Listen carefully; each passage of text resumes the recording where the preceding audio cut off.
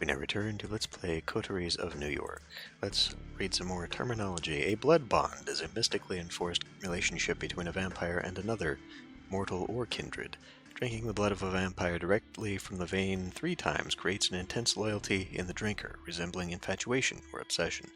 The bond loses its grip with time, but is reinforced by repeated drinks from the donor vampire. A neonate is a young kindred, recently embraced, more than a fledgling. Let's pick up on Agathon here. Something about Juno and the notes. You find the mystery of Agathon's research tantalizing enough to pay him a visit. Okay.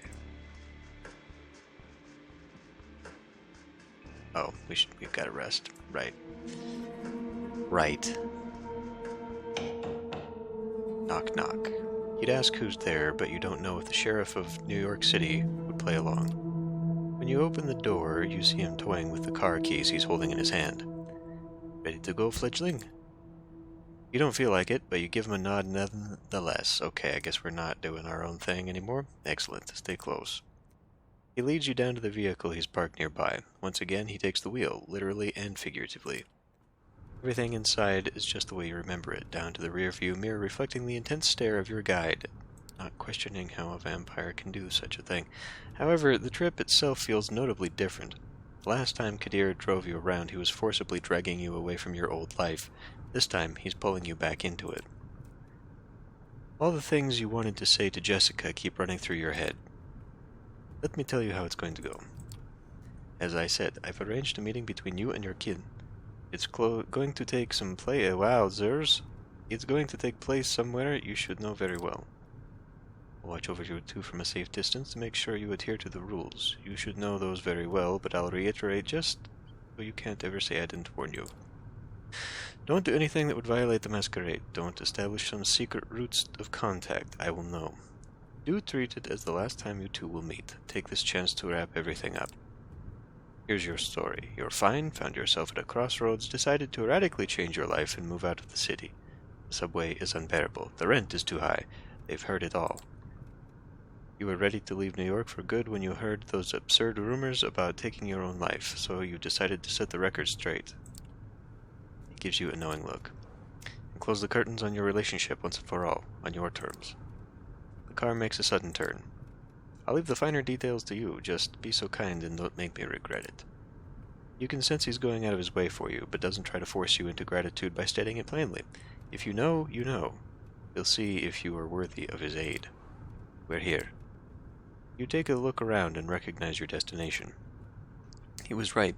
It is a familiar place. It's that club, the one you met your future sire in while trying to forget about Jess. He's using me as bait. This is nothing about closure. This is using me as bait. This is where they last saw poor Eric. Who knows whatever might have happened to him when Jessica Lowell was trying to find out. Lowell. Got a tip from an anonymous source saying that you might appear here tonight. Wouldn't want to disappoint the lady, would you? She's apparently quite distraught. I don't see how that's possible. He turns off the engine and relaxes comfortably in his seat. You silently leave the car and head straight for the club. The last time you were headed this way, you still had a pulse. Feels almost nostalgic. There's a party getting started, and some rookie DJ is trying to read the crowd. You begin to look for Jess. You wonder what the first thing you say to her should be. Why did you let me die? How about just, hey? Yeah, that should work. The music is pulsing, and there are good vibes in the air. You spot a girl hurrying to the bathroom with a nosebleed. The smell is faint, but it gets you in the mood to have some fun. However, Kadir indicated that he's got a pair of eyes around here somewhere. Better stick to the plan.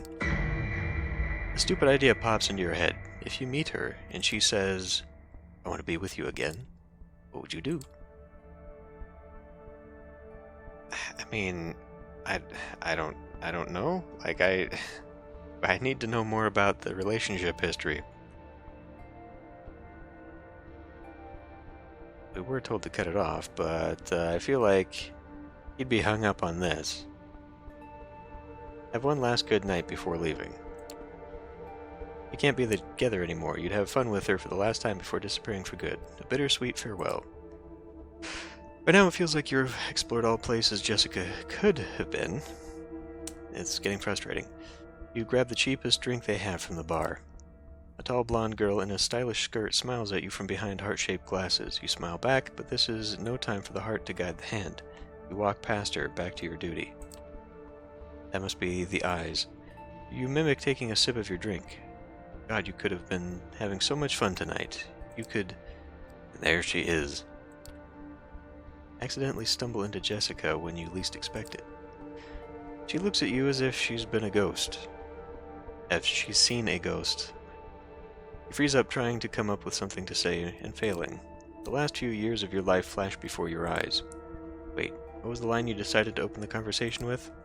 Before you remember, a powerful slap takes you out of your stupor. You stupid motherfucker. Here she has the first line. You realize you've spilled your drink all over your clothes. I've been so worried. I've been so fucking worried. Called everyone I knew to look for you, and you're just having fun clubbing? I mean, okay. You broke up with me, so what the fuck does this matter? Secondly, you thought it would be funny to drop all contact with everyone, pretend something happened to you. What, you wanted to see my reaction? It's not really any of your business. She slaps you once again. You let some sort of dissociation set in and just watch the situation as it unfolds. I'll let everybody know you're okay, but don't you ever show yourself in front of me again. She turns her back on you and disappears into the crowd, walking towards the exit. You look around. You notice the heart-shaped glasses girl chuckling in the distance. You're no longer in the mood to party. Guess you'll follow Jessica's lead and leave. Better not keep the sheriff waiting. Well, at the very least you can say this. I didn't have a chance to fuck it up. She still cares. That's nice. Back to Kadir's car. Once you close the door, he instantly puts his foot on the gas pedal. Walking off the pitch with no regrets. Said everything you had to say? You speak up without thinking. Yeah, she said she'll call off for the search. Getting her to accept that is... What? Oh, we're lying here.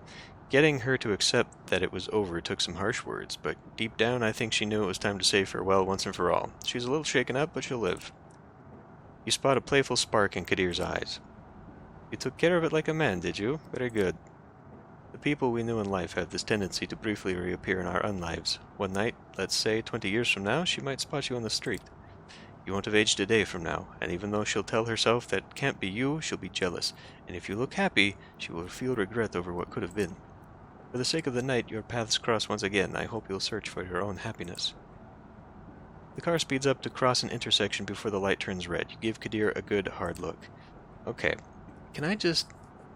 where is this going? Because this whole situation was fabricated. This is literally nothing consequential happened here except that we got closure to something that could have just been left the way it was. I mean, this whole... I don't know, I mean... I feel even less fulfilled than the failures I made through dialogue with some of the companions. The car speeds up... Okay, whatever.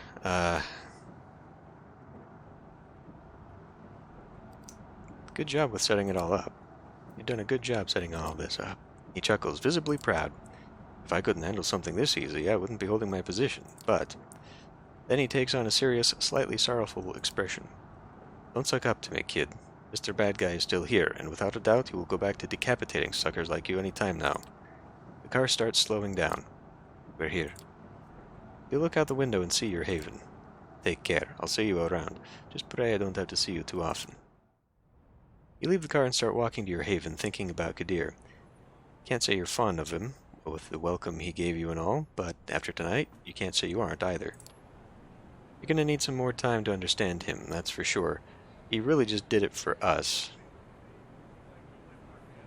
Not for... I'm sure I'm more than willing to bet he just made the whole goddamn thing up. Right, okay, so let's continue doing what I was going to do, and let's go talk to Agathon again. It's kind of nice, actually, that they made it so that you can't progress if the night has worn on too long, you know? Like, accidentally just end game, like, oh, you stayed up and the sun got you. You know what to expect when you return to the small bookstore serving as Agathon's haven. The cacophony of occult imagery assaults you from the book covers displayed on the window, but under the fake facade there's something real. This time, the Buddhas and the satanic Bibles of the storefront seem almost funny, or perhaps you've just started to tune into the dry humor of these Tremere. Just as you're about to ring the doorbell, the door opens and Agathon storms out. You step aside just in time to avoid having him stumble into you. Eric, what are you doing here? I came to help, I guess? I mean, okay, fine. Or we could be confrontational. Sure, let's stay in character. Hey, don't be a dick. I came to help you. Agathon looks at your outburst in surprise. Keep your emotions under control, otherwise you're no use to me. Now let's go. Agathon walks to his car with you in tow. It didn't occur to you last time, but it's a surprisingly pedestrian vehicle, an aging mid-size family sedan. You imagine what it would look like with a baby seat in the back. Why would you be thinking that? Opening the door on the driver's side, Agathon notices your look. Laugh all you want, but it's inconspicuous and practical. I thought we took the car last time. Wouldn't we not have noticed this the first time? You sit in the car and Agathon drives in his usual careful style with me in the back seat. At least you'll never be stopped by traffic cops. It seems Agathon is not interested in small talk. So, stay silent. You decide it's best to let Agathon drive in peace. Agathon is very comfortable driving in silence. You look out the window, pondering at the ordinary lives of the people you pass by. Suddenly, Agathon snaps you out of your reverie. Let me ask you something, Eric. Do you enjoy the hunt? I mean, we're friends with we're friends with a detective, and we're pretending to be a detective now this one, so I'm gonna go ahead and say, yeah, sure. Of course, I thought all kindred did. I mean, maybe I feel guilty sometimes, but it's such a rush. Mostly because I get a feeling that in his human life, Eric was not on top of things. I feel like being turned probably has given him a little bit of an ego boost, you know? Not to mention just his blood kicking in. Okay.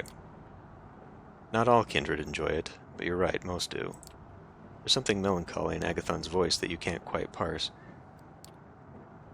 You exit Manhattan over the Brooklyn Bridge and soon reach the site of the nightclub that seems to be your destination. It's on the riverfront, a converted former warehouse. With a start, you recognize the place. The club you were just at. For real? The club where fate latched its cold, grubby hands onto your soul. We were just back here. We were just here. People are going to think this is weird. You wanted to party, but instead you became a monster. How's that for a hangover? After Agathon parks the car, it's time for you to enter the nightclub. You glance at the Tremere, evaluating him. It's obvious this is not his kind of place. There's a good chance the research notes are here. Research notes? So we're looking for notes? Yes, and that's all you need to know. There's a line into the club. It looks like a popular spot, even if, based on the crowd, this is not exactly a place for supermodels and celebrities. Well, I mean, we did it once before, and I feel like we're probably not the patient type. You walk up to the man at the door and smile. Hey, you remember me, right? I was just here. Mind if we go in? The bouncer looks at you, taken in by your supernatural charisma. It doesn't matter whether he really remembers you or not. Sure, go right in. Have a great night. You walk into the club, ignoring all the people standing in line. The music beats down on you, bringing with it memories of a human existence. The first time you went dancing with friends, when you flirted with someone on the dance floor, when your girlfriend just punched you 5 minutes ago. This time it's different. You're a predator, and everyone around you is prey. See? I totally called it. Tightly packed, twitching sacks of blood and tissue. You sense the emotions all around you. Blood tinted with happiness, lust, rage, jealousy, love. A buffet of sensations. A buffet of sensations. Focus. Keep an eye out for trouble while I look for what we came to find. You nod and follow Agathon through the throng. trying to ignore all the warmth, flesh, and circulating blood around you. We're not really thirsty. Focus on helping Agathon. Eyes on the prize. You came here to help Agathon, and that's what you'll do. Agathon wades through the dancing people with purpose, but you have no idea how he's searching for the missing research notes. Perhaps he's using the enhanced senses of a vampire or some esoteric sorcery. At least he seems to know what he's doing. Juno. You swerve to avoid a drunken man who is just about to spill beer onto you, and try to see what Agathon is looking at. A young woman, intense, purposeful, a little out of place at a nightclub, just like you and Agathon. Yeah, I don't belong in these dives at all.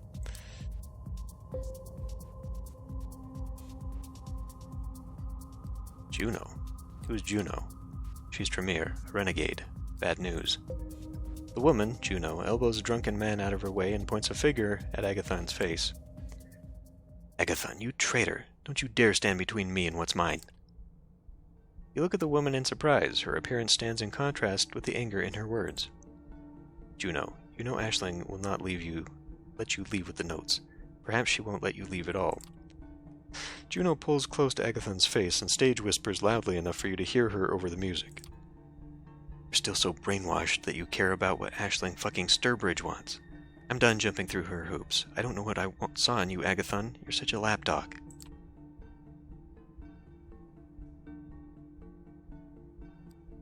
Let's not forget the Masquerade, children. Look, are we sure we want to talk about all this in the middle of the dance floor? Do I look like I care about the fucking Masquerade? Look, I know a guy who's not going to be happy with those kinds of words. You look at Juno in genuine shock. From Sophie, you've understood that the Masquerade is universal among the kindred. Juno, you don't mean that. You're not suicidal. Fucking watch me. Juno, please. Juno steps back, suddenly cold. Ignoring the people dancing all around, she stares hard at Agathon. Past is past. The traditions are dead to me. You won't stop me, Agathon. I want to pronounce that different every time I see it. I'll make sure of that here and now. You know I have the power. No, Juno, please. Agathon sounds panicked. He's not worried about his own survival, but of the possibility that Juno is going to unleash a genuine Masquerade breach.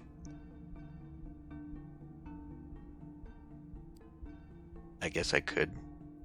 I'd probably be, well, I mean, like, one or two of these.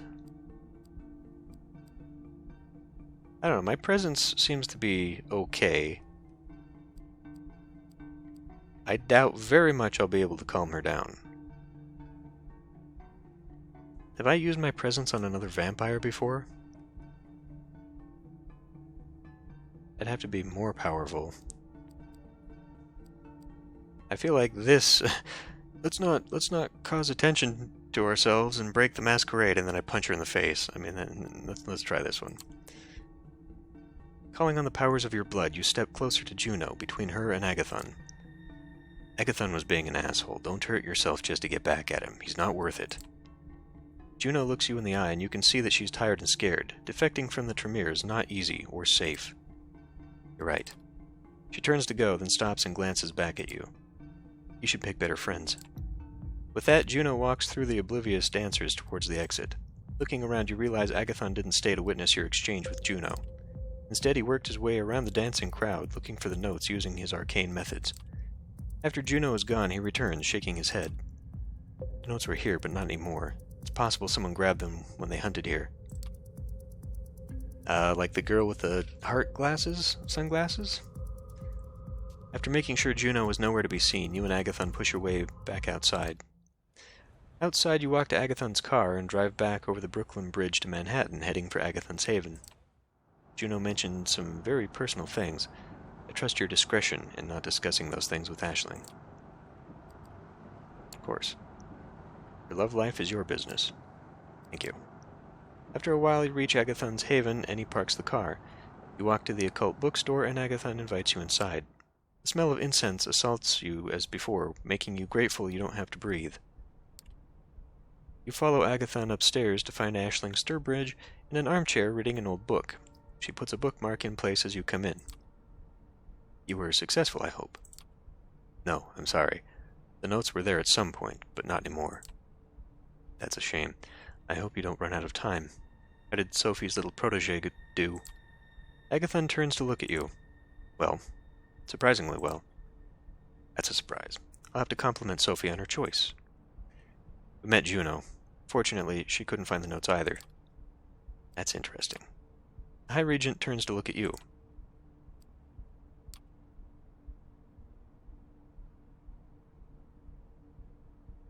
Okay, I feel like we're missing another dialogue chunk here. Fantastic.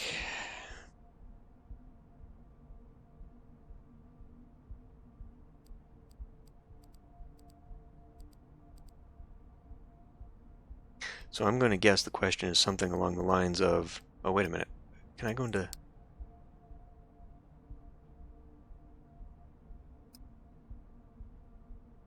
Okay, maybe not. I was hoping there was going to be maybe a dialogue thing that showed up here, but... So this is my turn to, what, be angry, be driven, or talk about Agathon's ex?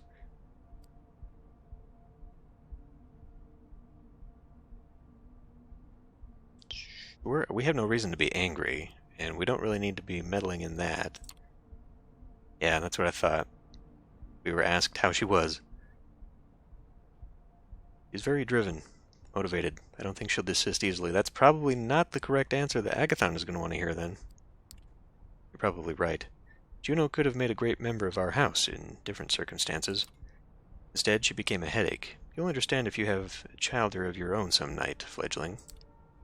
Anyway, I have some things to discuss with Agathon. Run along now. You leave the occult bookstore, the cheesy mystical music still in your ears as you walk away. You wonder about what happened with Juno. Why is she so anxious to leave her clan? Could she really do that? Could you leave Sophie's service if you wanted to? And with that, the night is over again.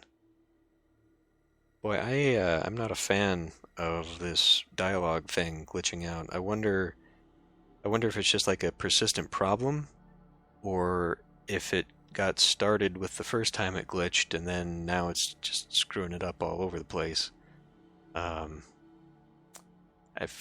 feel like so far I've been pretty lucky picking choices that haven't had consequences, but I'm really concerned that at some point we're going to have dialogue that is meaningful, and I'm either not going to see the question or the answer, or, both. I mean, what happens then? Anyway, I'll end this one here. I'll see you next time.